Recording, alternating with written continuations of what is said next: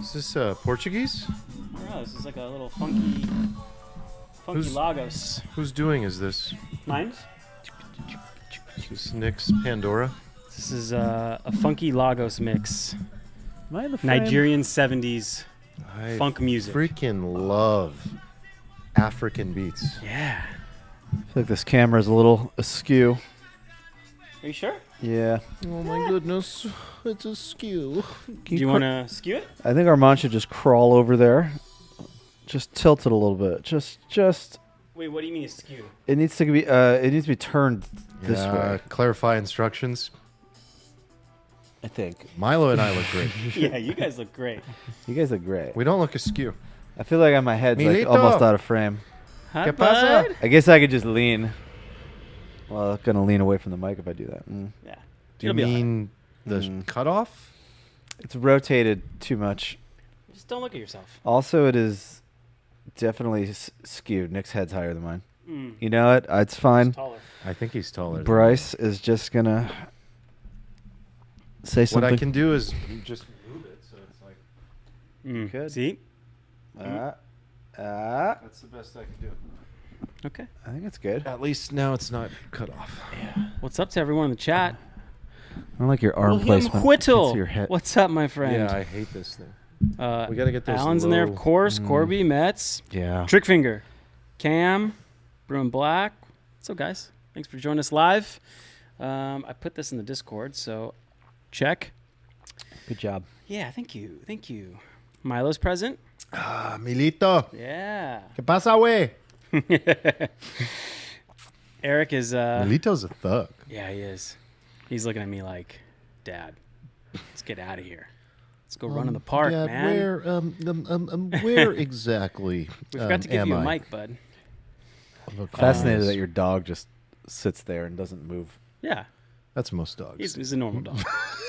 Normal dog. Eric is out again this week. He is either in, I think he's in Nolans. Severe pay docking. Oh, yeah. Yeah. 2 in a row is Huge pay docking. Yeah. He's in Nolans, I think. He's in Nolans. Yeah. All right. Eric, come back. I've never heard anyone say Nolans is like, it's all right.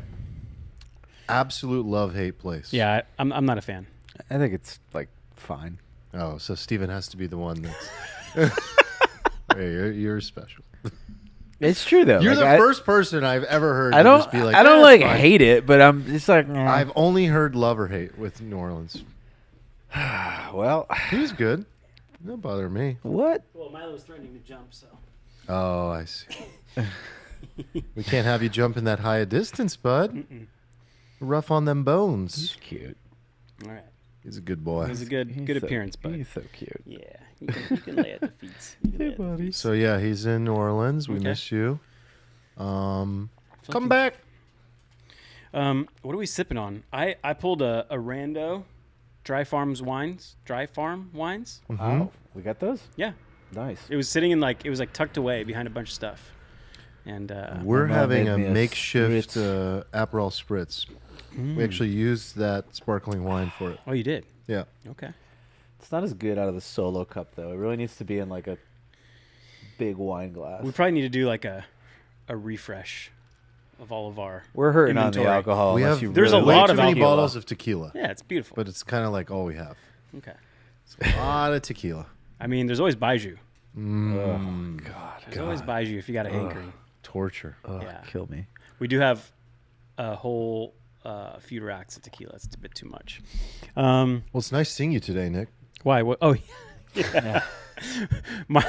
Armand and I, for people who don't know, we work out of the same office, and it's 5:15 p.m. right now. It's a pleasure to see you. And we just saw each other for the first time today, 20 minutes ago. I had to confirm. I was like, okay, so this is our first interaction today, right? Yeah. So, and I was like, "Wait, you've been here the whole day?" the whole time? Yeah, the whole time. Anyway, yeah, good to see you today. Yeah. How's your day? Good. A little hectic, running back and forth and things. Mm-hmm. Meetings. Ah, Yeah, you know. meetings. Yeah, but they were productive meetings. They're always productive. Okay. Are most of your meetings in person? Yeah. That's great. A few of them God. are Zooms, you know. Yeah, Zoom fatigue is a real thing. Like doing a meeting with someone in person costs me no energy. But like switching between Slack huddles and Zoom all day long, that can definitely fatigue you. It's just different. I get pretty irked when we don't have like an agenda or an outcome and we just start in a meeting. Yeah, I can't and do it those. just it bothers the hell out Yeah, of me. I don't do those. Yeah. I like getting it eject as soon as it becomes unproductive. Yeah, I mean, I'm lucky. I feel like anybody comes to me for a meeting, they have like everything ready to go. Yeah. Like You're- this is the outcome. Well, what did Bezos used to do? He used to he'd have standing meetings, which I thought was impressive, so that it just doesn't go on long. But then they would prepare a memo for the meeting, and then the first 15 or even 30 minutes, if it requires it, Yeah, you read it. Everyone sits there in silence and reads it, so that everyone is 100% ready to like either make a decision or have a discussion. And I like that a lot. The reading, the notes during or before the meeting. The other thing I really like is what Jensen Wong does. So he requires you to whiteboard. There's whiteboards everywhere. So like if you're presenting something, a problem, an opportunity, a solution, an idea, you have to whiteboard it out and explain properly to everybody in the room with a visual aid. Personally love that. I don't like that. What other meeting faux pas? Oh, people Steven, who just this is why you don't have a job. And that's fine. My lack of whiteboarding. Yeah. you need a job? Come work. I do a lot of whiteboarding. Yeah. Well, you are back on the market. You're We no have a longer lot- a trader anymore. no This is longer a post trader. intervention. For those of you who are listening last week, Armand did not emptily offer an intervention to I Steven. asked him if he wanted to be We shut down the intervened. pod, and Armand straight asked him, So do you want "Are to you a be man of intervened? action, or are you all talk?" And he asked like 3 or 4 times, and then soon enough, we ended up at Steven's house, and in front of 5 screens, and Steven with his face in his hands. We played some pump up music. There were very large positions at play, and I got we watched him click the button. couple colorful pieces of detail here. So, you know, we're all kind of like playing our role. You know, Steven's like sitting at the computer, a lot of forehead rubbing, deep breaths, eyes bulging, you know, sounds of sorts, excuses, lots of excuses, to which I think we did a phenomenal job combating. But the key detail that Steven was not conscious of was that Nick was holding a baseball bat that he found in the room. And literally, like, anytime Steven would say something like, well, I can't sell it all, or there's these other secret positions that would get uncovered, Nick would just like squeeze this baseball bat harder and then sort of like reenact some like Tony Robbins shit where he'd just be like, how bad do you want this? And like hold it. And then he started swinging it a couple times, like pretty close to Steven. And Steven had no like real awareness of it, but I think your psyche was aware. I think your subconscious was aware, and it sparked action. Like, it was pretty intense. Yeah. He was about to hurt you. Just a subtle cue. Dude, it was hilarious. Yeah. Like, the next day, I remembered it. I didn't even think about it as you were doing it, but then I was like, oh, Nick was actually threatening his life. It was for your own good. Thank you, friends. Yeah. Thank you, friends. Are- Thank you for making me close Are my you- 3,000 ETH long right before we pumped 10% immediately. That was amazing. There was You no signed the other- non-disparagement I'm clause. not at all bro. upset. Do you Not remember at all the tilted. non-disparagement agreement? I'm not disparaging. I'm telling you, I'm not at all mad. I'm very happy. I didn't want all that money. Who needs that much Hey, money? your dog appreciated it because you got to go outside more. So So can we get a, you know, because this Proper- is like the only time we get to hear your thoughts on things. So how'd you feel the next day? How'd you feel that night? I mean, obviously we know how you feel that night. How'd you feel the next day? What was it like finally having some space in your mind and not having to just like wake up at 4:30 in the morning and trade? You know, like I am still getting past the point where I try not to think about all of the things I could have bought with the with the opportunity cost, but you know, I think I'm fine. Mildly tilted. I was tilted last week for a different reason. Now I'm tilted this week for a slightly different reason. okay. You know, But did you I'll get break? over it. Do you feel like you broke? You at least like took the first step to breaking this. Sounds like you'd call it an addiction. yeah. Yeah. Yeah. I This is so good. I'm trying to be like, like, sure, I didn't make $1 million in like 24 hours, but like, I'm not mad, and I'm actually like, I'm actually happy. I'm actually deeply content that like I'm taking this new step. But I would be bullshitting because I was quite upset about that. You see, you're still associating your biggest fear is missing out, not on blowing up. Well, it's not a fear of missing out. It's a realization of actually missing out. So a ROMO. Okay. ROMO. But, I think... Realization of missing out. a realization of actually missing out. Yeah. I'll be fine. It's been good. I've been... focusing more on the stocks. You said I'm not trading anymore, that's not true, but I am trading the cryptos. Focusing. Yeah, I'm trying to get away from take a break from the ultra leveraged coin longs. One, because it was driving me a little crazy. I've been doing this a lot for a long time, and the other reason is it's been mind numbing just watching everything else in the world go up for. Yeah. Basically the entire year. It's brutal. Yeah. I mean, we're going to talk about that. We'll talk about that. But you seem better. Thanks. Yeah. Cheers. Cheers. Congratulations, sir. Cheers. Thank you. Happy Cheers ROMO to day. your new chapter. Cheers. Let's give a shout out to our sponsor. Go to ZBiotics.com/alfalfa. Use the code alfalfa at checkout to get 15% off the pre-alcohol probiotic. That's the world's first genetically engineered probiotic. It's the drink. You drink? You drink before you drink. You drink. Thank you. And you take it a few hours before you drink. It gets in there, and as you drink, and the next morning, it's not the dehydration that makes you feel like crap. It's that nasty little toxin. Yeah, that feckled. What would you call? What was that Fecal? word? Feckless. Feckless toxin. Are we misusing it? Acetaldehyde. Acetaldehyde. That's the one. Yeah. Feckless. New word. It needs to be used on like a, derogatory. Yeah, like strong, a real dishcloth of a like human a being. C word. It's a dishcloth of a toxin. Yeah. All little powders don't really take care of that. So it's the pre-alcohol probiotic that gets in your gut and takes care of it, especially while you're sleeping. So when you wake up, you can still work out, you can still get to work, you can do whatever you do, have a nice sunny and bright day. Clear head. Yes. And if you use the code alfalfa at checkout, you get 15% off. What do we got coming up? There's Halloween. We already talked about that. Halloween. And then Thanksgiving. Yeah. Family celebrations, group celebrations. Wine and bourbon and drinking and the holidays. Yeah, good time to stock up for sure. But yeah, use the code alfalfa at checkout. Lets them know that we sent you and supports the pod. So thanks, ZBiotics, for sponsoring the show. Danke. Danke. Okay. All right, where are we going to start today? A lot I don't know. of opportunities. Throw here. something out there. Target rich environment. It is. Do you want to start with the robot? What's on your mind? I don't know. I kind of want to talk about the robot first. Yeah. Let's Oh, do my it. God. Let's start with that.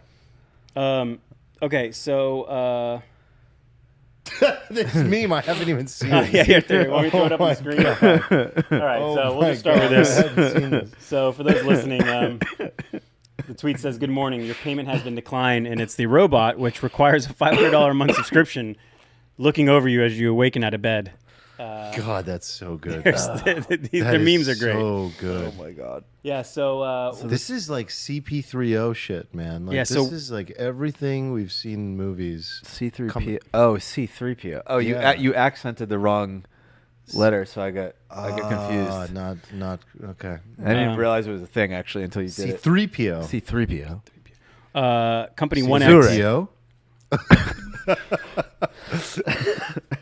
Oh, so what's this thing's called? This is a Neo. Neo is the name Neo of the by robot. 1X. Here, Armand, why don't you play the video? Yeah, here we go. And maybe The turn whole off video? the audio. No, just turn off the audio. Just play it a in little the- background video. Yeah, The put a little background video? background. Little DJ here.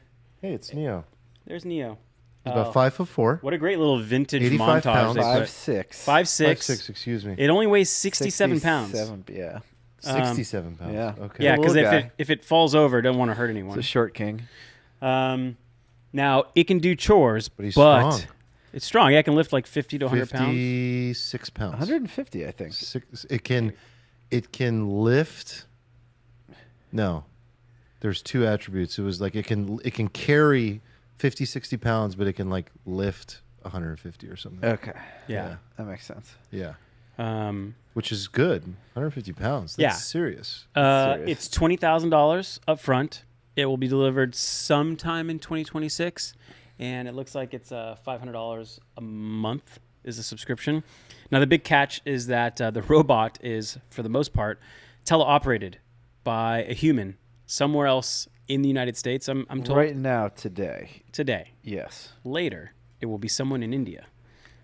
To maximize profits. No, and obviously this thing needs to learn how to do things in real world. So I guess they're using a human to kind of train these things, which I'm doubtful of initially. But we can keep going through this first. It's an AI powered robot. Yeah, you could talk to it. It's powered by an Indian. An Indian. AI powered. What else about it? I think that's all the facts of this thing. I mean, it's cheap. It's real. It can't cook. Correct. Can't cook. Well, apparently it could theoretically cook, but it will burn your house down. So you can that feature is disabled. You can schedule it to do things in the app. You can also see what it sees, so you can log in, kind of like you can check in on your Ring Cam. You can check in to see what the robot sees. So if you tell it to cook and you leave the house, you can watch live as your house burns down while it's chopping onions. All right. So the teleoperating thing. First of all, man, shout out to Citrini. He released out his Robotics thing earlier this year, and his first thing was, no one believes this, but there's going to be a bridge to full autonomy, and it's going to be humans teleoperating this thing with very little latency. Did really nobody believe that? I don't know. It just doesn't seems like the most unbelievable thing anybody had ever said to me. Yeah, maybe. Now it seems very believable, but at the time, I don't think. Dude, this many video people is incredible. This is like a $500,000 million video. This hype video is Their like website? the best video I've ever. Like I watched this video and I immediately pre-ordered one. That's how hyped I was. Wait, you pre-ordered one? Oh yeah. How much is the pre-order? It's $200. Oh, okay. And it's refundable. It's optionality. It's a joke. It's a joke. It's like remember It's the like what they did Cybertruck? with It the was like Cybertruck. $100, or something. Yeah. It's smart. Smart thing. But I might want the I think I want the robot. Here we go. 154 pounds. Carry 55 pounds. Oh, okay. 3 speakers. 4 microphones to listen at all times. It's very quiet. In a Balenciaga outfit. This thing looks very posh. You can change its shoes. Yeah. What do you think about the customize its about the shoes. aesthetics of this robot? Better than metal. I mean, I think it looks friendly and docile and harmless, which is probably what I they're think going the for. aesthetics are so good. Yeah. I love it. I do wonder what Ziggy's going to think of this thing. Oh, Ziggy's going to tear it apart. All right. So when it comes to the teleoperation, here's why I'm doubtful because of it. Tesla has, I don't know how many millions of miles, millions of hours of their, however many cars they have roaming around the roads. And it's still incredibly difficult for them to get past the edge cases, the last 10% of full autonomy. And I imagine that's that's the reason they're starting off with a teleoperated robot, because they need to teach the AI on how to do the dishes and handle all the edge cases that are inevitably going to come up. Well, this thing isn't supposed to be teleoperated when it's released. Right. Of course. Yeah. But but Tesla's had probably 6 months from now. tens of millions of miles driven, and it still isn't able to do all the edge cases. So how many people do you need to buy this robot, and how many hours does a teleoperator need to plug in to figure out what edge cases does the Tesla not do? I don't know, but it's not fully driving everyone on the roads right now. It could. Okay, how long did that take? I don't know. Like 3 years after he said it was going to happen. So but it happens now. To get the equivalent number of hours of miles for this company is going to be ridiculous. You need millions of purchases, millions of hours of teleoperated tasks, and is it really going to be enough to train this thing on how to handle every new house? I don't think so. Like every environment's different, Steven. It's not like one single environment. If this thing fucks up loading your dishwasher, nobody dies, probably. I would hate that, though. I'm a dishwash placement. It has to be nonsense. better at loading a dishwasher than most women. Can we- can we- There's no way it could be. Can we play the video of it loading the dishwasher? I love these topics that Steve. I don't know. Women can't load dishwashers. Oh I don't know my why. God. It's true. It's true. They're just Oh my like, God! Hey, I hate just to tagged admit us it. a sexist podcast. I hate to admit it, but my n=1 is true. Oh, it's so true. This is a known. I'm like, This is a known fact about the this female brain. is It's incapable of a loading sensitive a dishwasher. item and should be on the top rack. Is what I'm thinking in my head. We played no Tetris as a children, and it really, So- really shows. All right, fine. You guys can argue about the autonomy. Okay, so Nick doesn't want this thing. I well, want it. I just- almost ordered one for the office. I just, Oh my God, I just yeah. don't think it's going to be good. I feel like there's a very low chance that it's going to be good. But for $500 a month, what's the worst case scenario? I send it back after a month? Now, the worst case scenario is the first robot that enters homes is one you keep and sell for millions of dollars in the future. Should we This keep it in is the packaging? This is iPhone 1 Oh my God. So you're saying I should buy one and for not 20K, even open it. Not even open it? Yes. Do you know what this would go for on the aftermarket if it wins? Now that's the question. I mean, there's going to be so many of these companies. There already are so many of these companies. We're going to have a lot of choices. I don't know, man. The AI side of it, the real world engine, these are critical components. The marketing is a critical component. The hardware itself is a critical component, like the perception people have of it. So a lot of it is going to come down to branding. And people are going to choose their robots based on the mannerism, the texture, the everything. And of course, they're going to become more human and more expressive over time, and the modality of like movement's going to improve and all of that. But like right now, even in the demo video, which is the best it can be, Still going, is an by the way. exaggerated version of what it will be. I mean, it walks like half a mile per hour. Like it's not. I look at this the way I look at like, first of all, I look at it, the marketing as like, remember that pendant we reviewed? Yeah. How bad that campaign video was? Mm-hmm. It like busted the company, right? So these guys did a great job with the marketing video. But typically the first case of this kind of thing, what I've learned, at least in AI, that tends to be true, is the second mover tends to have a stronger advantage. Not the first mover. So, you know, could this be a case of the first mover winning? Maybe, perhaps.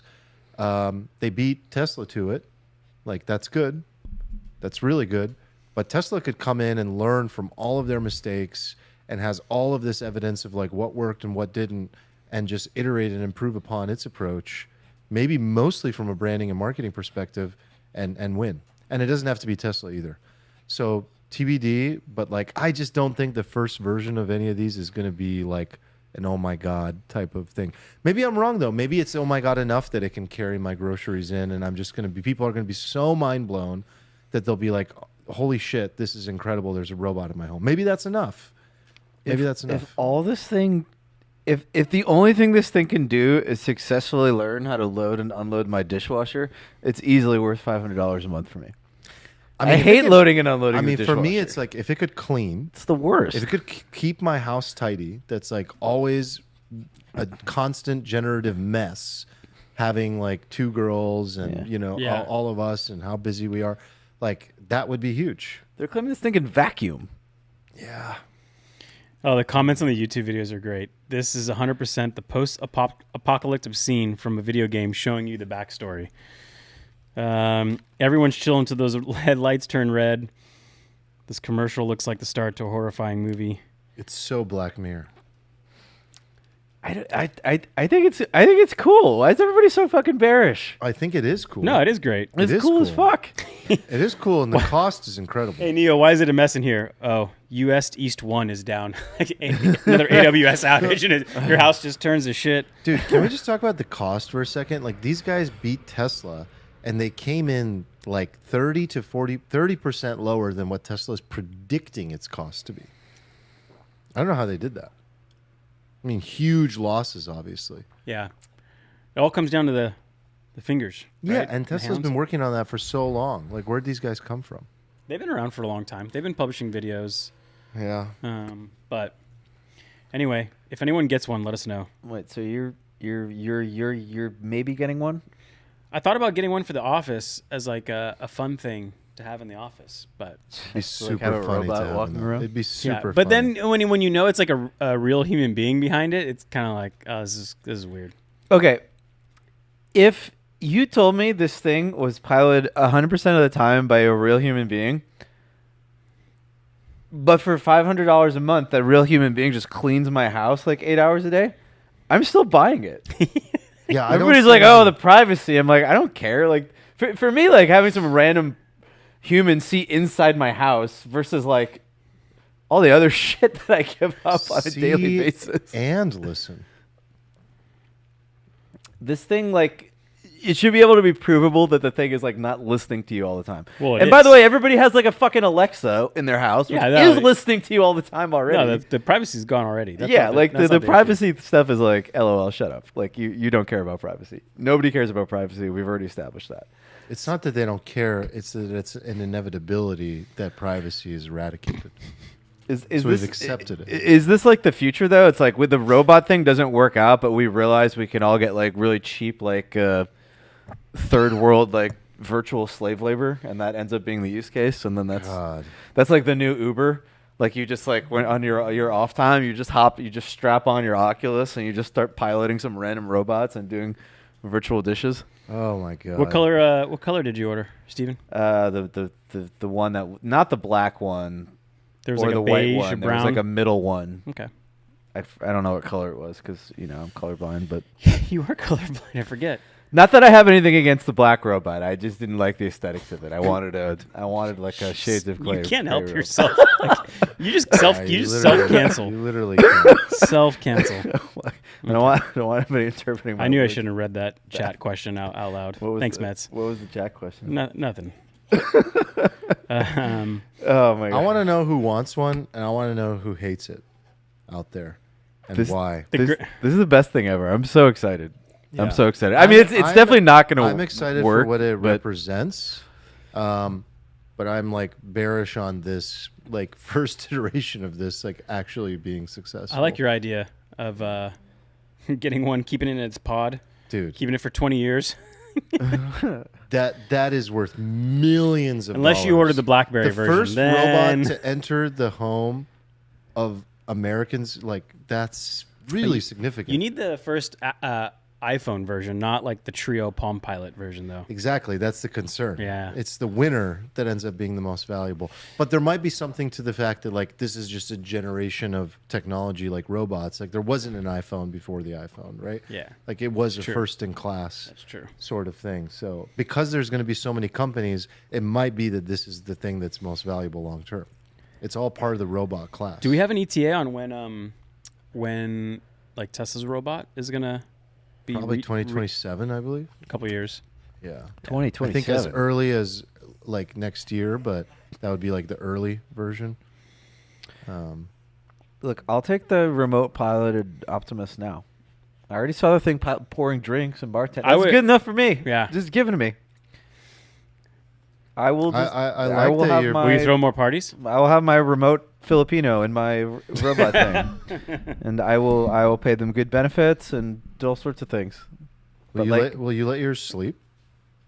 oh, for sure. Okay. I only need like a couple hours a day, just All a few hours a day. Like imagine doing the pod. I come home, like my house is just all, it's clean. It's just clean all the time. Yeah. The amount of hours and like mental, like weight that would save me. No, I know it's worth Oh so my much God. money. It's worth Oh my so god! much And then money. pretty soon they'll start doing landscaping. I mean, I said in the Discord, I'm like, this is basically equivalent to 2 monthly house cleanings for me. Like, it's like, all right, Yeah. if that costs $250 twice a month, like, I get a full-time house manager, cleaner, everything robot for the same price. The cost is incredible. Oh my god! If this thing can like dink. Dinking partner? Oh my god! Like Dinking partner? a robot that just dinks with me all day. No, but Holy where it shit. gets crazy is as AI improves. Like, imagine this becomes your piano tutor, and it's a world-class pianist instructor. Imagine, wild. like, we have AGI. You have a personal assistant robot that is smarter than you in anything you want to learn, that you can not just converse in now, but you can learn physical, like actual movements from, Or just reads like the chart playing and the piano. physically just takes your hand off the mouse like all the time. You're like, no, But just imagine, maybe it can't play the piano like, as good as you, but it can monitor what you're doing and provide feedback. Like, that's wild. I could probably play the piano pretty well, I would think. Eventually, maybe, but right now They're it moves claiming like you a can fold snail. clothes, which I would be quite impressed with. Yeah. That was the thing I was the most skeptical about. So what do you guys think of the idea of like the robots that are more ambient and are more background? Like, have you seen the example of the one that like it's on the bed and it's part of the bed, or no, it's like a lamp and then it like Part of folds the your bed. clothes? Ooh, I haven't seen that one. You guys didn't see that one? What? It's like No, the I guy didn't see that. they're working on this thing. It's like looks like a lamp, so it's like not obnoxious looking. It doesn't look like a humanoid robot, and it serves one function. Just like you throw your clothes on the bed and it just folds your clothes. But like this is a level up because it's general purpose, isn't it? Yeah. Like I Yeah, just I think feel so. like I mean, having the human is maybe a feature, not a bug. I mean, you can have 8 hours of labor Oh my god. for 8 Dude, hours. yeah, Elon has famously talked about the fact that it needs to be a humanoid form in order to Yeah, the world perform in is the real world. General Makes sense. purpose. Yeah. Yeah. Yeah. Dude, just like a kitchen, like a full functionality kitchen robot. Like imagine one it like that can cook and then like clean up the whole kitchen, Yeah. and it can cook like unbelievably. Like imagine a robot that can cook. It's just like Thomas Keller. It's robot Thomas Keller. Yeah, I would totally be in. Oh my god! Like it That would would be totally be fucking incredible. Like how much money would you pay? A lot. I would. I might pay like all of the money. Like if my robot just feeds me like the fucking French laundry every night and cleans the whole kitchen. Yeah, to have like a green juice ready to go in the Oh morning. my god! It'd be like No, it's incredible. Like incredible. work the espresso bar. But that's the future, man. Like that's what's incredible. No, it's 100% coming at some point. I actually have no idea how far out it is though. Like I don't know if that's like What, for it to 2 be years at or like Thomas 10 Keller years. level? Yeah. Yeah, no idea, but I don't know. I mean, I don't see that being a challenge.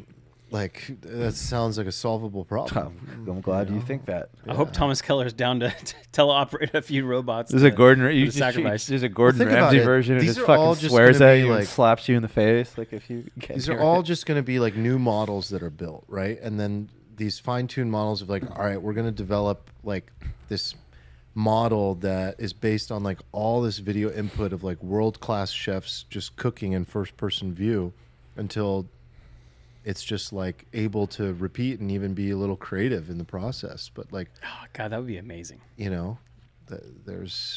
that's all there. Oh my god! Like incredible. I'll send it to like Lazy Acres and my robot like Picks up your my, groceries? My automated Tesla just goes shopping, comes home. Oh. If they're allowed on the road, that would be nuts. Well, they won't drive, but it'll just sit in the passenger seat of the automated Tesla. Yeah. Like the cars will all be like full Oh self-driving. my god! So your robot is gonna jump in your Tesla. Yes. Go to absolutely. the store, pick up your groceries, pay with your Apple Pay, come back home, unpack, put things where they belong, cook dinner for you before you even get home. Yeah. All right, I'm in. It's like unbelievable. No, Thomas Keller is going to cook I just, for for you. some reason, I'm a super early adopter with almost practically all technology, but I don't want the first version other than for the novelty factor of whatever this is worth in the future. Yeah, I mean, getting the first version is pretty cool. It's like no expectation it's going to work. I mean, I remember being like an early adopter in the 90s of stuff. Like I was very into technology, and it was like a cool time to be alive because like every single year, like everything like quadrupled. It was Yeah. like fucking crazy. And then after some time, it was just like, would you like 6 more megapixels on your iPhone every year? And it just like nothing fucking happened. It's like I feel like nothing has happened for the last like 2 decades. Like legitimately. Like I All feel right. like Did you show these memes? No, can we get to the you show memes at this least? meme? Can Yeah. you show this? we showed that meme. That was the opening meme. I don't This think is we the- screen oh, that shared it. one. Now do the other one. Good morning. Your think- payment has been declined. Did you do the other one where it has a pillow? Yeah. The last thing you see before, actually, literally just the last thing you see. Your payment has been declined 5 times, and now I must terminate the subscription. Did robots holding a pillow over you? Where's the one with the extra? Hold on. There's more in the card. We will get payment one way or the other. Okay. Oh no! Jesus I don't like that. Go to the card. Yeah. Keep scrolling down that thing. Yeah. View more. There you go. This one with some like additional batteries at the bottom. Wait. Wait, go to the one above it. Oh, that one. Yeah. No, the one you just clicked on is the best. It doesn't have the preview. What is this? Steal this look? Hold on. All right. Just ordered my new. Extra batteries. That's ridiculous. Skims thong. Yep. Balenciaga sleepwalkers. It's a Balenciaga robot. Oh my god. Dude, the shoes are so sick. Oh man. All right. All right. I can't wait for these things to get delivered. I don't even know what to talk about anymore. What do we talk about after that? I don't know. But all I know is the week these come out, it's going to be a hell of a pod. Oh my god. The videos on the internet are going to be unbelievable. Oh my god. that week. It's going to be like They're going to be absolutely lit week. It's going to be the greatest week in It's going to be a internet history. month of content. Just the amount of memes and viral videos. Bro, will the be, stuff that humanity does with their first robots is not going to be good. It's gonna And be. it's just so we're funny. just going to be So like, bad. well, we are all It's fucked someday. I'm going to be recording videos like Dear Robot Overlord. teleoperators? It's idiocracy. Oh shit. Oh, no. Oh, The It's teleoperators idiocracy. are gonna have trauma. Yeah. Like they're gonna be traumatized. Yeah. Yeah. spilled all over my Idiocracy, man. bad design. All right, let's talk about the market a little bit. Let's chop it up. Can I quote something for you guys? Maybe kick us off. Yeah. Okay. Kick me off. From a J.P. Morgan note today. Today will be the 5th time that the Fed cuts rates, with the S&P 500 at all-time highs. All prior instances, the S&P 500 was higher a year later with an average return of 20%. Wow. The worst one-year return was a 15% gain, which occurred last year. So, I feel like all I hear about on financial media and even amongst friends is this thing just keeps going up and up and up, and it feels like we're in a bubble. Are we in a bubble? Are we in a bubble? And I don't think so, but it seems to be the question of the day. Nvidia was up another like 10% in the last like 3-4 days. I think it's quite a bit over 200, which I think pre-stock split is like what, 2,000? Over 2,000? $5 trillion. $5 trillion. It passed 5. 5 trillion, sir. Wow, a lot of zeros. I remember it was just yesterday we had our first $1 trillion company. I know. So is this in line with your guys' general sentiment of like we're in the tail end of the bull market? I don't know if we're in the Like tail how end. does Like that, I think that's how like does that line up? it's an outstanding question. I think that's the question. I think of the crypto one. So there's like this artifact from, I don't know, the sample size is only 3, but we've been living in these like 4-year cycles. It also happens to kind of correlate with these like 4-year liquidity cycles. And Everyone I'm listening to, and I don't do a ton of this, but like seems to be we're weeks to months away here. Yeah. So how does this line up? That shit like kind of is like weird to me because like objectively speaking, we've just been in like a 4-year like altcoin bear market basically. Altcoin wise, yeah. Like nothing like So this but just talk cycle Bitcoin. has Talk been Bitcoin different. because like Bitcoin's not pop-topped either. It's just like, yeah, it might go to like 85K or something if shit hits the fan. But that's just like a normal pullback. That's not the end of the cycle. It's just gone up in like a linear straight line. There's been no parabolic move. Like saying that the cycle is over is like just fucking mental illness, right? well, there's this like meme that everyone's hanging on to is that in the post-halving year or, you know, before the midterm election year, every crypto cycle has kind of peaked in the November-December timeframe.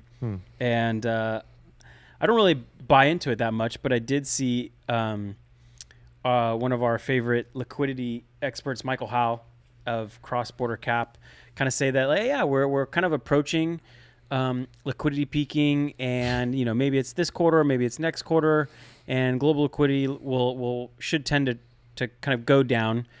We know that Bitcoin is highly correlated with M2, just global money supply. So that's the only piece of data that I've input that I'd be like, is that actually something worth acting on? How does Michael Howell know where liquidity is going to be 2 months from now? He can predict No, he doesn't. He says, I don't predict. I'm just tracking it in real time. That's ridiculous. Okay, so he's trend following liquidity? I don't know. The other thing he did say was he was worried that they would continue with quantitative tightening, which the Fed today announced that they would stop in December. So it's done. It's done. It's fucking done. They were selling off bonds, selling off mortgage-backed securities. So should lighten the weight a little bit. My thing is yes, I expected, and I think everybody expects a real ripper, especially in the crypto market.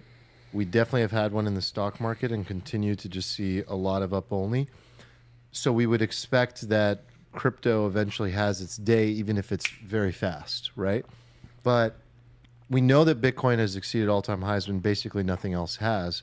The challenge or the question I ask myself is are we sure that every cycle is not going to come with the diminishing returns that we expected in the first place? And this could be a version of that, and we could end the cycle. And I don't want to over fancy pants this. Yeah, because Armand and I are one cycle behind you, Steven. I remember 4 years ago, you're like, listen, I've had a few ones where I've sold too early, and then I've had a cycle where I just held on it too late. And I watched my kind of net worth go up to a peak and then climb back down. And I don't want to do that again. And maybe that was you, last cycle. You kind of had those two experiences in your brain. And Armand and I are one cycle, kind of behind you. So, maybe in 2021, we saw our net worth spike and then kind of go back down, and it's, maybe gone back up to right around where it was before. And maybe we just have that in our mind, okay, I don't want to see another 80% drawdown in the crypto section of my portfolio. And so I guess that's what's weighing us, now. And now is the time to think about it, because we are approaching the kind of November, December when these things have typically peaked. So I don't know. Give us advice as friends. What should we be thinking about? Already down 80%. No. We only hold Bitcoin and ETH. So just leave all the other bullshit aside, because no one really cares about that stuff. Because those things happen in their own mini cycles within the cycle anyway. This idea of the cycle needs to leave everybody's fucking brain, because the cycle is not a thing. You had it hasn't been a thing. Sample size of fucking 2, and then the last cycle ended because the Federal Reserve decided they were just going to nuke the entire fucking world, right? So it's not there's some predictable cycle thing. If the Fed nukes the world again, then everything will crash, But I have basically I went kind of a mega balls long shit during the election and made a lot, and generally mostly avoided complete dog shit, and it's been generally correct to own stuff that has cash flows or kind of resembles a real company, or that has some sort of institutional flows narrative, because it's going to get an ETF, and then you can sort of front run that, right? And that's generally been the play. There's this idea that everything sucks, but if you look at the stock market, for example, I think if you look at the last 30 years of stock market gains, I think the amount of companies that comprise all of the growth is that up? It's it's got to be it's probably 3% or 2% or something of all the fucking companies, right? And I think it's the same ratio in crypto, basically. It's 99% nonsense, right? But we also speed run everything in crypto, whereas in the markets, it might take 20 years for some company to come into existence and die out and never do anything. In crypto, we do that in 6 weeks sometimes. So I think people are a little off on that. There's no, I think there's no cycle, right? In the sense that there's not a crypto specific cycle that happens every X amount of years. I don't think that's a thing. I think there's a cycle that's tied to the flow of liquidity and credit. And I think that we are just getting to the point of the sort of macro cycle where the flow of capital is going like further out the risk curve. And the thing I've pointed out to people as like a embodiment of this is the Russell index. Mm-hmm. You familiar with the Russell? Mm-hmm. It's basically like the shitcoin index of TradFi. It's I don't know why anybody would own this, because every time a company gets big enough or good enough, it like leaves the Russell and goes to the NASDAQ. Flawed. Yeah. So it's just like this perpetual like losers index, right? But over short periods of time, like it can outperform, and it's been kind of outperforming. Like, but it's obvious why, because like those smaller companies are more sensitive to interest rates, and interest rates are ticking down, and so it makes sense why they it's not would just outperform. it's not just interest. But do you rates, view it though. as an indicator, a lead indicator? Yeah, I think that if you look at again, this is we don't have a ton of data in crypto, but if you look at kind of like flow of capital, like you see like NASDAQ typically pumps, Russell pumps, Bitcoin pumps, and then like after. But it's interesting if you look at kind of like NASDAQ, Russell, like Ethereum, right? It's typically like you see Russell, you see the NASDAQ ES, like those kind of premium indexes pumping. Then like you see like these small caps sort of like pump, and then that's kind of like the sign that liquidity is just sort of, and capital is like flowing out the risk curve, and then that finds its way into like altcoins, and Ethereum is kind of like the first, and then we just go all the way out and we pump some dog shit, and then everything dies, right? Anonymous analyst says the Russell was made for bad managers to index against, which it's just funny because it's a shitty comment. Index. Yeah, and you said for our portfolios that the Russell's usually correlate or leads ETH, so that would be nice if that's in fact true. Yeah, I mean, like me personally, like I've sold like so much of my crypto, like a lot, because I was probably like, but that's 90, only because you were overweighted. I mean, I was like 90-10 at one point this year. Bro, I saw your positions. You were over 100%. Yeah, I mean, you can't be over 100%, but when Steven was like, I'm kind of stressed out, we're like, oh, okay. And then we saw the position size, and we just looked at him like, no fucking wonder. There's a lot of money to have. I don't understand why you came to the podcast with that position. I wouldn't have left my computer. We both said there's no way I would have left my computer with that much money on the line. Anyway, sorry. Yeah, I don't think it makes sense to do that at this point. I think it was like a fat pitch last summer. I don't know. Like I still kind of feel like it's a bit of a fat pitch right now. It's just like the fat pitches are these times where there's like this like obvious misalignment of stuff that's like clearly happening, and then like what price is doing, and then like the sentiment, right? And we've been through a couple of those periods. Like we remember when Coinbase was like $25 or something, and there was like a Bitcoin ETF approved, and like it didn't make any sense, and like it was very obvious in retrospect to be bullish, and some of us bought there. But like there was like still like a solid like 2-month period where like you just looked like a fucking moron. And it wasn't until the price went up that everybody was like, oh, this is good because the price is going up. So like the price doesn't always match shit. And I feel like now with like the ending of QT and rates going down and a new Trump stooge taking over next year and the election pump, right? We're going to get to the point at some point where the market collectively like finally prices this in and sends everything up, right? And then it's going to be February and everybody's going to be like, oh my God, the election's coming. This is going to the fucking moon. And then like Bitcoin's going to be like 150K at that point, and like some altcoins will be up like 100%. And then that'll be the time to like probably sell everything, because then the market's going to start pricing in like what happens after that, right? But it's going to do that like maybe 6 months in advance or anything. So everybody's always like a little behind the curve, and it's hard to be like ahead of the curve because you never time it exactly right, and so you get kicked in the face a bunch when you try to position. Yeah, I mean that data point I mentioned earlier is pretty convincing. It's likely we'll see an interest rate cut again in December, maybe one sometime early in Q1, and then and I think in May, Trump gets to put in his new puppet, who is definitely going to decrease interest rates, at least keep them flat.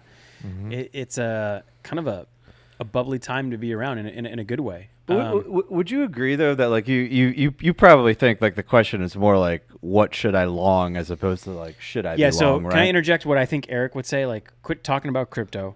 you're missing like the generational run.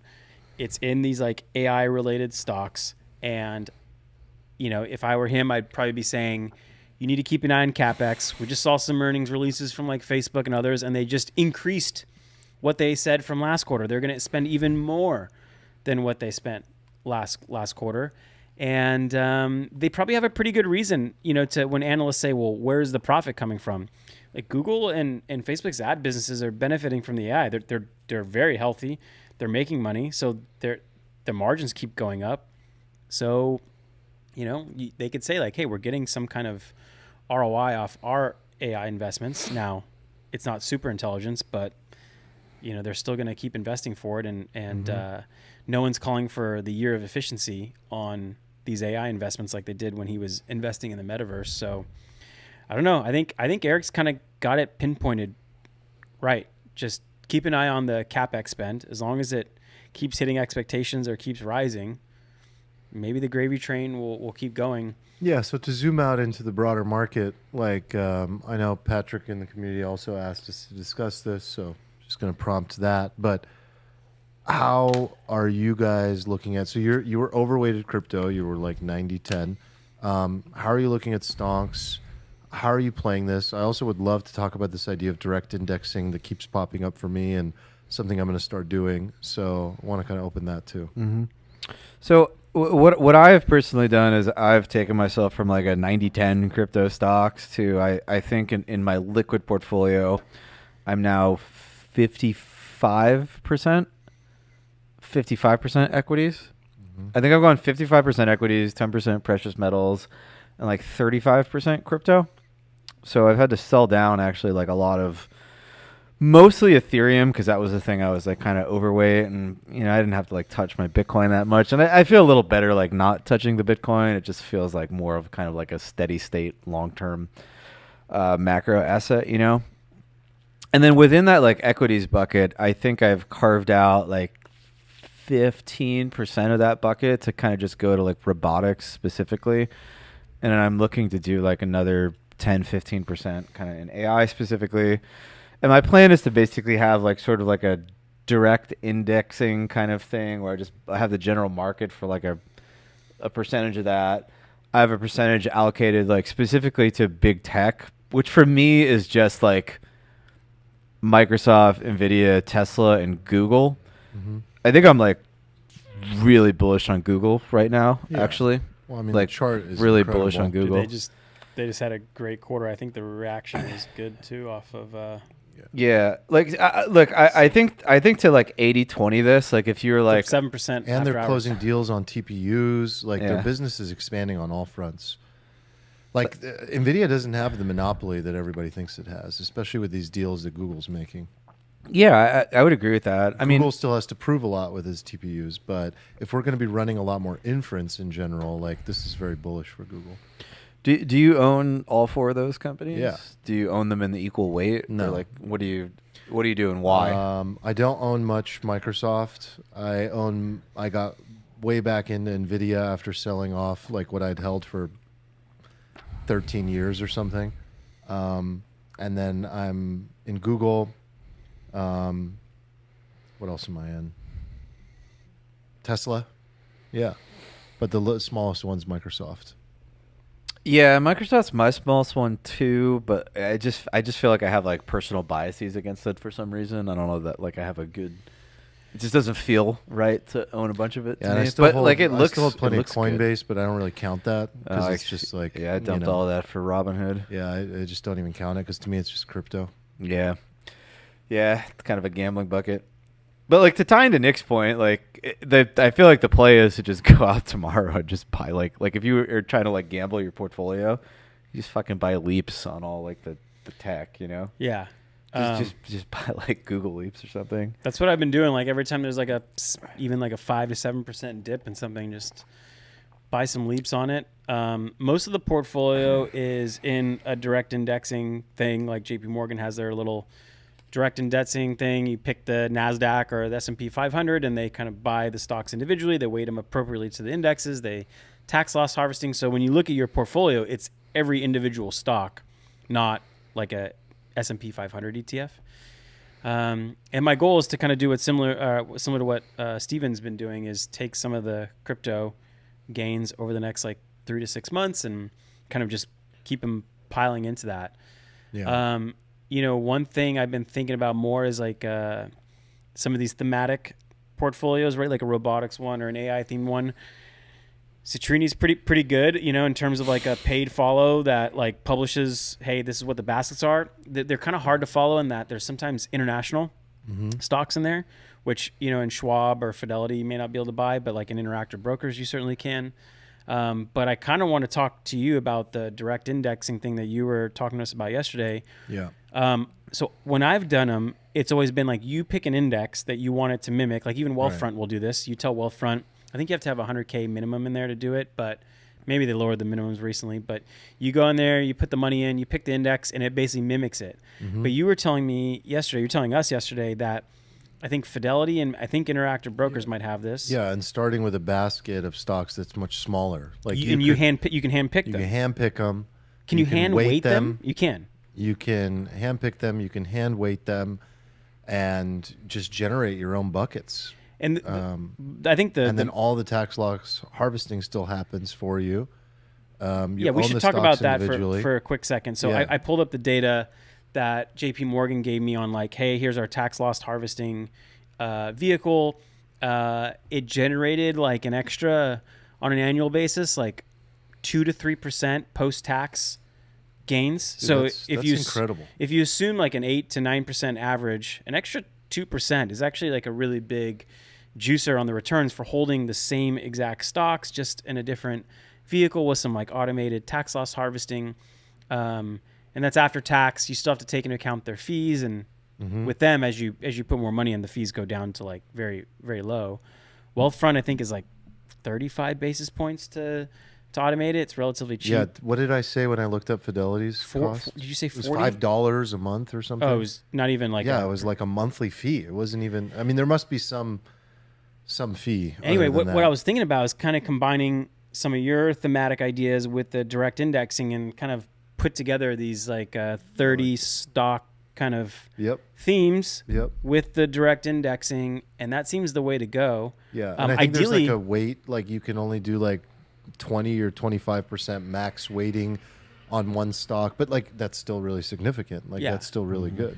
like Citrini's themes are good. It's just sometimes they have like 50, 60 stocks in there, and you're like, Yeah. okay, that's a lot to manage myself. But if I can put it in like a direct indexing bucket perfect. and let it kind of automate and rebalance and all of that on its own, that sounds Yeah, it's perfect. ideal. I just want to share this alpha as well. So this is a guy I follow, Ankar Nagpal, on Twitter and LinkedIn. He was the founder of Teachable, sold that, started a new like kind of investing company that I'm not familiar with, but he has a lot of content that he does on personal finance. And so he's like, I don't do index funds anymore. And that got my attention because I've like the biggest part of my stock portfolio is like all the Vanguard stuff. And he's like, I do direct indexing, save thousands of dollars. Here's, I saved 100K in tax losses harvested year to date, and then goes through this, so you could go to his profile and just search direct indexing and you'll find all the posts he has on this. But, This is such a low key flex. Basically yeah. like, I have a $10 million stock portfolio. 100K in losses. He is a good personal finance follow. He has like, especially if you're a solopreneur, a contractor, or Yep, an a lot of- entrepreneur. A lot of good stuff in that department. So you can do this with like I looked up like what was the one we were looking at yesterday? Not Wealthfront, but Betterment. has like here's an example of what you could do with Betterment. No, it was Wealthfront. So Wealthfront has something called the like NASDAQ 100. Yeah, it's Betterment. It's Wealthfront. So NASDAQ 100 direct, less than the cost of the ETF. And so it's like you're just buying the top 100 in the NASDAQ. They manage it for you. Yeah, I mean that's And then they what I just, have in my wealth And account it's is that- 12 basis points. Well, Wealthfront is legitimately sick, and that's what I used before I liquidated all my stocks during the COVID dip to just YOLO crypto. Prior to that, I had everything in a Wealthfront account, and it was good. It's really good. It like legitimately is. I feel like it's like the best way to invest if you like don't really know what It's you're doing. dirt cheap, and I think what a little secret is, like all these like private wealth managers, they often use the same. There's these software platforms that service J.P. Morgan, Morgan Stanley, Wealthfront, and they're like the technology behind all this direct indexing. So like, Totally. you know, Wealthfront just decides to take a thinner margin than say like a private bank, for example. Yeah, So like the ad it's all would the say, same. wealth managers hate us. Yeah, You know? yeah. Here's why. Still the best ad copy. Yeah. Yeah. So yeah, I Doctors used to hate be him. in Betterment, but it didn't make sense because I was just buying like VU and like Right. paying extra. So I was like, I'll just do that directly. But yeah, I think I will get. And when you have the Wealthfront, it'll show you like Onkar showed, like you know, when stocks go down, it'll show you like, here's your tax savings because we sold Apple and then 31 days later we bought it back, or whatever the you know, the rule is. Yeah, and it'll show you how much money you save over But time. so as you guys were telling me, it's like if you compound that savings, like it's really significant. Yeah, I think this is perfect for one of your long-term buckets. You know, that you're not going to touch, you know, no matter what happens. Where this can go really bad though is like if you have a scenario where there's like a huge nuke, and then like you sell You're it, just and then out. you have to wait 30 days to buy it. Like oftentimes the play is just to like buy some leaps on the Well, I thought about April actually, and I haven't gone back and looked, but you know, April was like a V-shaped recovery in less than 30 days. Mm-hmm. So I don't know how these direct indexing Yeah, that's platforms a worked. really good point. Where if let's say they sold halfway down the bottom, sure you know harvested some losses, but then you end up buying back higher than you were. Higher. And did you really Yeah. did you really gain? I don't know. I legitimately want to start a robo fund that does what anonymous analyst said in the chat, which is like something I do from time to time. What's that?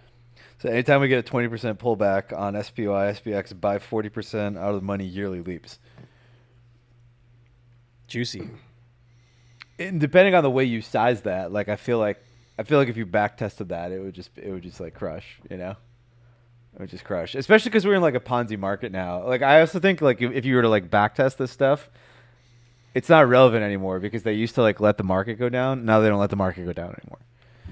And I know this sounds like the kind of shit people say during a bubble right before they lose all their money, but like it's like a different kind of paradigm. You have to just like embrace I feel like I've heard this Ponzi. before though. the You know? Ponzi. I don't know. You have, but you heard it in a time before they stopped letting the market go down, which was like 2008, and that was the last time they let the market. Did you know in like, actually go 2008 down. that the Fed was actually increasing interest rates during that time? And you had all these like unprofitable tech companies, just the market caps were obviously scaling through the moon. And now you have profitable tech companies, you know, having inflated multiples, but at the same time you have interest rates going down. So it could be a wild combo. What you say is true for the stock market, but not for crypto.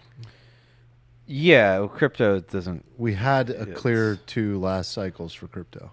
Yeah, I mean, But if you look at the stock market since 2008, yeah, I can't argue with that. would you guys agree that the biggest fear now is not your portfolio going down 20% or 25%? It's that over the next 5 years in particular, you could get debased by far more than 20%. Your purchasing power, you know, the I don't worry about that at all. you don't worry about the debasement No, because you're Because, like- positioned appropriately, or because it's not because I a own thing. stocks. Like if you own stocks, you're just not going to get debased. Like your worst case scenario is like you go up nominally, but like Agreed. So Yeah. that brings up the point is like, even though people are talking about a bubble, should you just be fearless and just be balls long? Because the bigger risk is that You're not you in. get caught in cash and you get debased like, you know, another 20%. Sure, you missed a 20% dip, but now you're Yeah, but that ties into what I was talking about, right? Which is that like they're not going to let the market go. They can't let the market go down because it's a Ponzi, and they need tax receipts. Like 65% of the government tax receipts or something like that are tied to the stock market. Nvidia is now like a nationally critically important company that like literally cannot fail. We had like too big to fail before on like fucking banks that nobody cared about, didn't affect our lives. Now like too big to fail is going to be like Nvidia, and soon it'll be like other companies too, because like now we're starting to have like people's like savings kind of invested in the stock market from birth. Now we're giving them like equity in the country, and like as that continues, then like you definitely don't want to let these things go down. And I don't know, this is like actually like an interesting just like higher level trend where like I feel like we've seen this move away from free markets from both sides of the political aisle. Like people are bitching about Mondani, right? Obviously, but like it's not like fucking Trump is like free markets, right? It's like absolute antithesis of that. And there's also like a broad support for that in the Republican Party, like especially among the Utes, right? The Utes, like young Republican voters are like, because people are already financially struggling. Capitalism. They don't want to go through what the free market might do to them. Yeah, which I think is them being ignorant, because like I think like we live in this weird thing where like everybody blames capitalism for like the things that are like the financial, but like it's not capitalism. And from my perspective, it's like government intervention, and then like people are just like, you know what'll solve this? More government intervention, right, which is sus. But like at any rate, as long as that's like a bipartisan thing, like all these things just go up. They just go up only. Yeah, because there's bipartisan consensus to just this train's not stopping. No, I don't. I mean, it'll stop when it's over. Yeah, and like that's not to say like we can't get some like freaking actual like labor market scare, and like we could have like a pretty nasty pullback. But like I just that brings up a good point. Everything's just like a V-shaped recovery from this point. Amazon fired 30,000 people. I wanted to mention this tweet because I thought it was a bunch of layoffs this week. Somewhat relevant to our discussion today. It is mostly about layoffs. So Amazon 30,000, Accenture 11,000, Microsoft 7,000. Okay, put that in one bucket in your mind. Mm-hmm. Okay, in another bucket, UPS 48,000. Intel 24,000, Nestle 16,000, Ford 11,000. Let's see who else. Target 1,800, whatever. So this tweet talks about there's kind of two buckets. You know, you look at like Amazon, Meta, Microsoft. He argues that they're cutting humans so that they can afford more GPU purchases, and that it's not necessarily that AI is making them super efficient now and they're having savings. They don't need these people. They're really just cutting the fat so that they can afford more CapEx spending. And meanwhile, you have UPS, Nestle, Ford, and Target. They're cutting for the opposite reason. They've already deployed AI tools at work, customer service automation, supply chain automation, and the productivity gains are real and compounding. If these companies weren't growing, it would concern me. But a lot of companies cut 5% of their workforce every year. And in particular, even startups do like 5-10% every year as just a healthy way of keeping top-tier talent and making sure that the bottom doesn't keep dropping in terms of performance. So like, it doesn't overly concern me, but what would concern me is like if there was a real like labor displacement occurring, and there isn't. You know? Yeah, I mean the UPS one is very idiosyncratic. It's not AI gains. It's that their network, them and FedEx, they have full-time employees who deliver these really tight, like small, light packages, which doesn't make economic sense to have full-time employees do that. Where Amazon, I don't know if you guys noticed, but like it'll be a Joe Schmo in a little vest who shows up in his Ford Focus with like 30 packages and drops them off. Mm-hmm. And he's a contractor, has his own little business, and he can deliver 100 packages a day, and that is efficient. So I think that's idiosyncratic. They're just trying to like get with the times and realize that doesn't make sense. Yeah, the flows are adjusting to the gig economy. Yeah, FTEs, you know, with health insurance and workers' comp and all this stuff to huge savings deliver. for them. Yeah. I mean, you guys would probably, like, if you zoom out though, would you broadly agree with the idea of there being like 10% of the U.S. population that is basically like already replaceable by like AI and robots to some degree, it's right? much, much, much larger than that. Right. 8% already. 8 to 10% of the population There's already isn't functional. I think at all times. Yeah, think about like everybody you went to high school with. Now think about like what percentage of those people in 5 years are not able to be replaced by like some combination of robot / AI. Like for me, that's like over 50%, right? Like there's over 50%. Anybody listening to this from my high school, it's not you. I love you. You're smart, obviously, since you're listening to this podcast. But like I think you expand that like kind of like mental heuristic like nationwide, and it's like it's very obvious that like huge swaths of people are just like going bye-bye, right? And then there's this like commonly like put out there idea that says like, oh, technology doesn't like destroy jobs, it just creates new ones and makes things more efficient, lets people do. And I think that has always been true, like, but maybe not up until this point.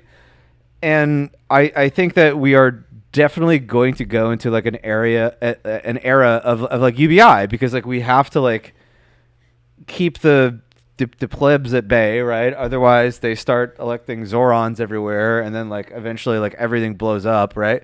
So you send them checks in the mail, right?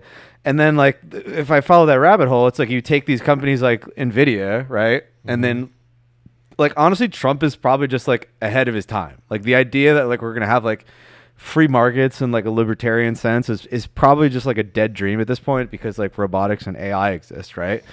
And like the Trump model where you like go to these companies and you're like, hey, look,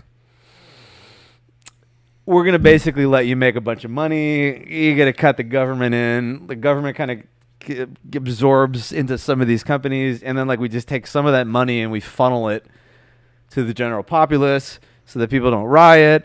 But then like all these companies are like in bed with the government, which means they're too big to fail, which means like there's this like endless race of like money printing versus like trying to juice productivity to the point where like maybe it like outpaces the rate of money printing at some point. But like regardless, the end result is like more companies become like Intel 2.0. Like how many companies like have been basically co-opted by the government this year like already, right? Mm-hmm. And then that trend accelerates, and then like you just I guess embrace that as an investor, right? I just think of every company that could be like too big to fail in the future, because it basically becomes this conduit for UBI to like let the rest of the populace like function, and the government doesn't get like overthrown, and then you just buy leaps. Yeah, on all that. The biggest risk is the only thing is don't get left behind in cash. That's the only way you get debased, as long as you own these companies. Or unless you don't have cash to invest, which sucks. Which sucks.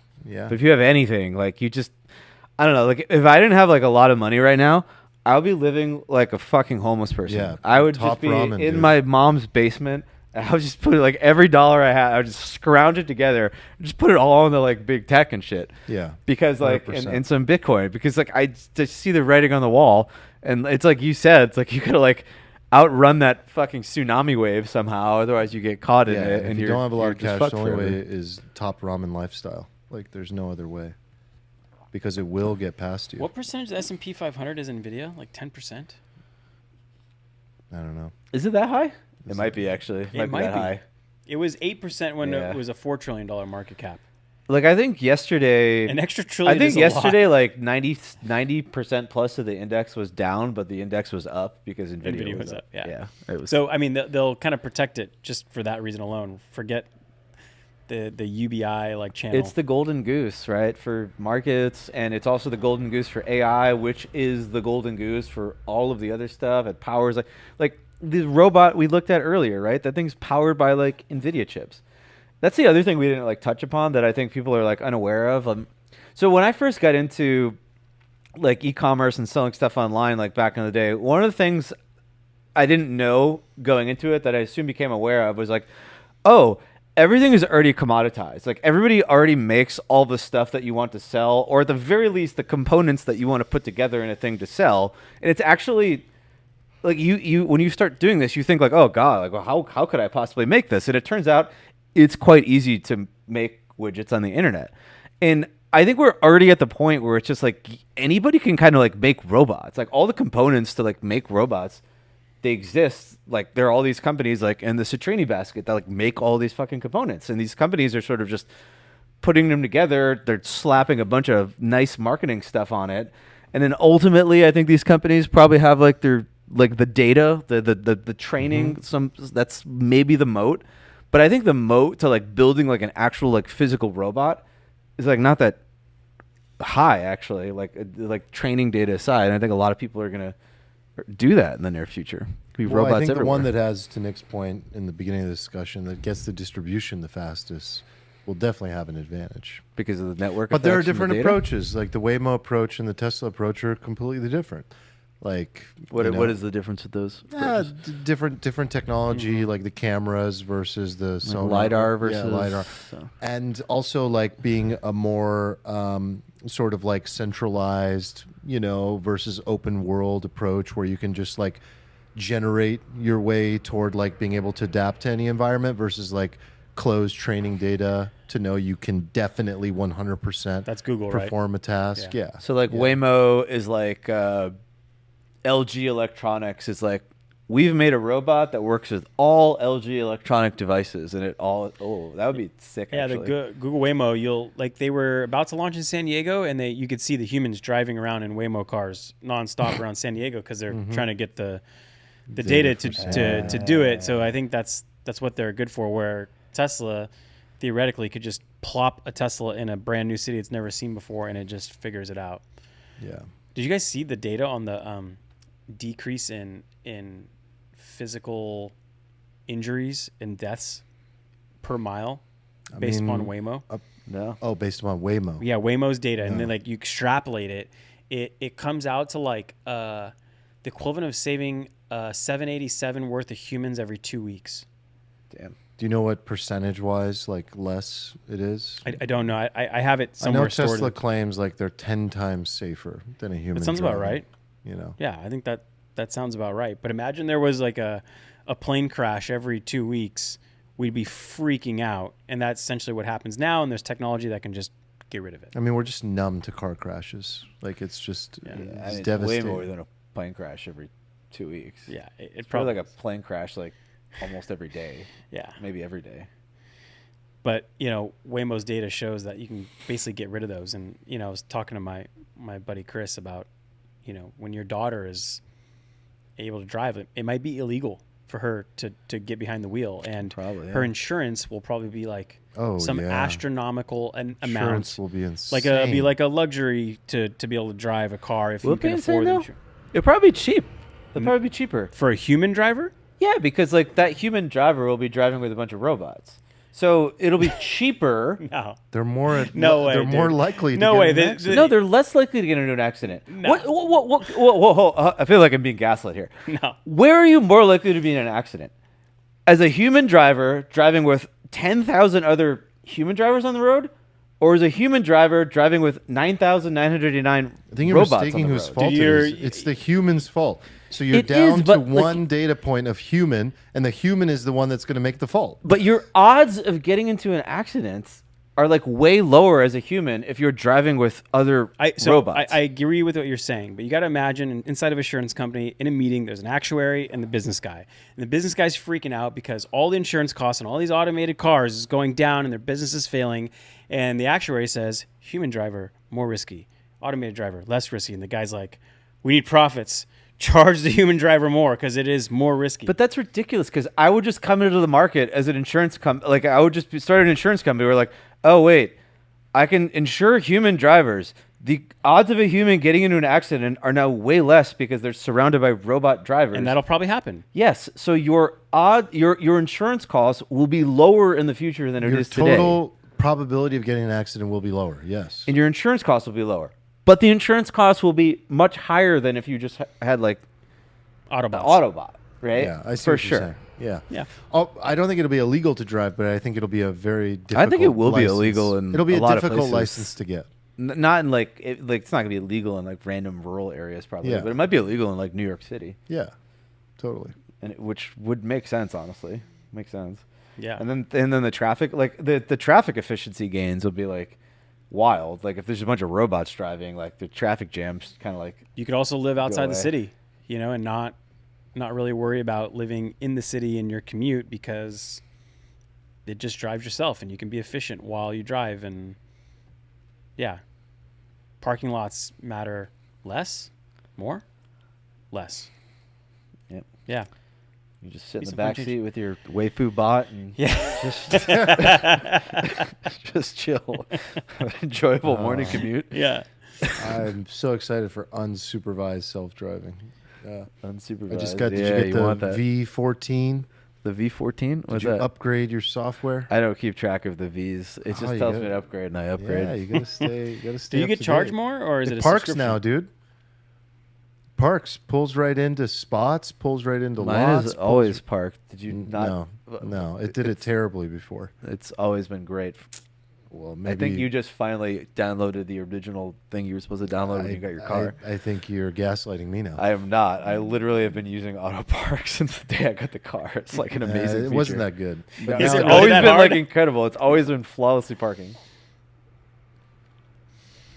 I don't know what to tell you. I don't know what to tell you. I don't know what to Park's tell great. you.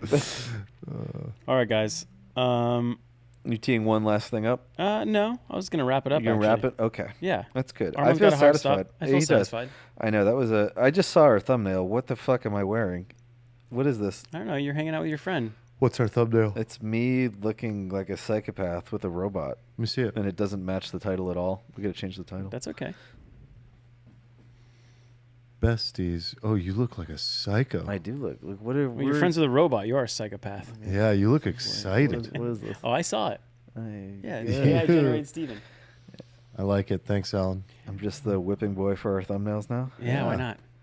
All right, guys. That's everything from us this week. We'll be back next week, hopefully with Eric. I want to hear his comments on what we talked about today about the markets, and I don't know. I'm curious to see what he has to say after fresh 2 weeks off.